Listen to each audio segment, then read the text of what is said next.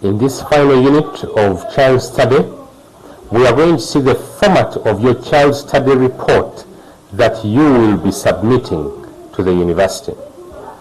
First and foremost, your study report should have a title or cover page. So your cover page should have the following: your name, Walusimbi Jonah, the course you are undertaking, a diploma, a certificate, a degree in early childhood, the year 2025, the topic you're focusing on, the date of submission, and in the date please include the month and year and which campus you are on. Now, please, after the cover page, there should be what we call a dedication unit. Now, there are special people to you that you treasure. They have supported you in your education. Probably your husband is the one supporting you in your payment of the tuition. There are people you love, there are people you care for. This is a unit where you can dedicate, so to say, the report to them. Acknowledgement.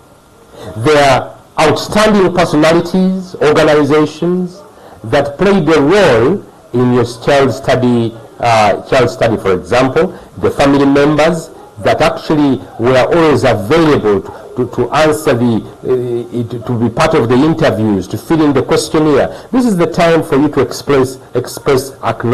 acknowledge gratitude about them, the head teacher, the deputy, the head of section, the class teacher, all these people, your parents or the child's parents, you acknowledge them in this section.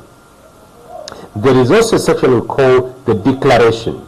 You as a candidate making this report, you declare that you personally conducted this report, you did not copy it from somewhere else, or you didn't get Vachuba to make it for you. So here you state, I, Walusimbi Jonah, hereby declare that this child study report is my original piece, and that I have not duplicated it from anybody's work while I was presenting it for marking. Then there is an approval page. Here you put the name of the supervisor and provide space where the supervisor will sign and place the date. And it should read, this is to certify that the child study program by Walusimbi Jonah has been done under my supervision and is now ready for submission for marking. Then you sign off. Now there is another section of abbreviations. In your report, you could have, in the first initial statement, referred to some aspects, but in the subsequent pages, you used abbreviations. So it's good that you clearly indicate what the abbreviations mean that you have included in your report.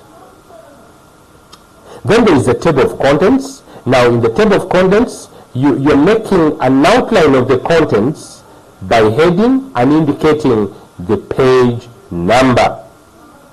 Then, once the table of contents is done, now it's time to have the introduction. What is the use of the introduction? It is giving a general picture about this child study plan. It states the overall aim, why you conducted it, and why it is important for you as a teacher and for the child. Then you have what we call a statement of purpose. A statement of purpose, you basically stating this particular child that you conducted this study, why you conducted, the problems you found, and then you state also the school progress, that this research will result in the development, whether physical, of the child. Statement of purpose. You also state the objectives. In the objectives, you state with specific terms what you will do to achieve the purpose you have stated in the report.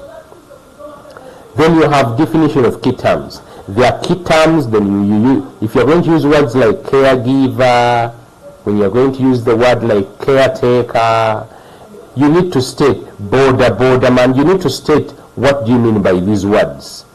Methodology. Here, you are describing, one, the procedure, you are giving a narrative, you're explaining how you approached your child study program. You went and sought permission, how you collected the data, how long the project took, you state the methods you've used to collect the data, the specific places you carried out the observation. Then you have background. Here you give general information about the child, the family. And then presentation of the findings. In the presentation of the findings, you should have these subheadings. At least physical development. You talk about the general health of the child, mental development of the child, social development of the child. In here we talk about the interests, the likes and dislikes. You talk about the emotional development of the child, the moral or spiritual development, psychological needs of the child, and the problems that could hinder the proper development of the child. Those are the findings.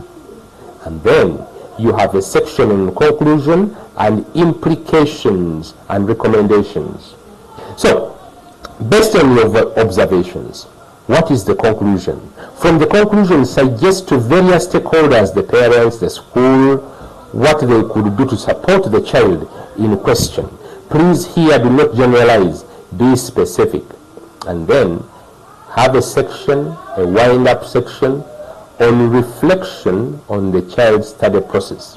So during this reflection, you're stating your successes, you're stating the challenges you faced while carrying out the child study. This particular child, whenever he went home, they were rude, they were not at homes. The challenge, when I wanted to observe the child during playtime, the challenge with this school, it did not have a play section and things like that. So it has been a beautiful journey that we have undertaken together on child study. And here is an end of unit assessment that you can use to relatively summarize the topic. One of understand, what do you understand by child study? Why do teachers carry out child study? Please explain the factors considered when carrying out child study. Can you distinguish between a reflective journal and a diary, or a reflective journal and an anecdotal note? Mention the tools that can be used to collect information. Why would it be important for you to disseminate, to share the child study information with the stakeholders? And then also it would be important for you to consider this question, to explain the ethics that should be followed up when conducting a child study program, and also the importance of seeking permission before conducting a child study program. It's been a pleasure to be with you. Let me wish you the best child study program at your school, in your community. Develop a lifelong skill that will make you a great teacher.